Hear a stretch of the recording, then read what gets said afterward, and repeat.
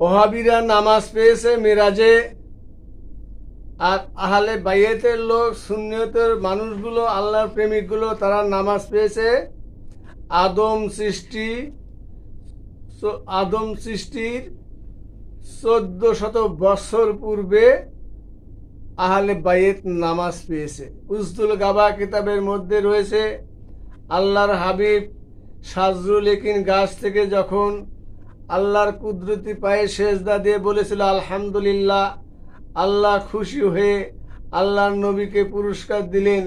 আল্লাহর নবীকে জানিয়ে দিলেন, বন্ধুগো 5 লক্ষ বছর সেজদায় ছিলেন, আমারই হামদ আমারই প্রশংসা করেছেন, আবার এখন এসে আমি ডাকার সাথে সাথে এখন এসে আমার কুদরতি পায়ে সেজদা দিয়ে আলহামদুলিল্লাহ বললেন।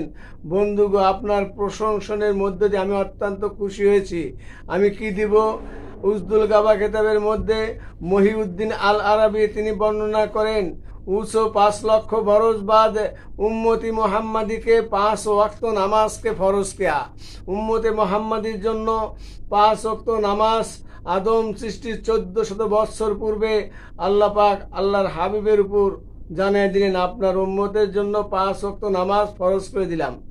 তো আপনার এই 5 ওয়াক্ত নামাজ আপনার 5 লক্ষ বছর সেজদার সমপরিমাণ সব আমি আপনার উম্মতের আমল নামায় দিয়ে দিব।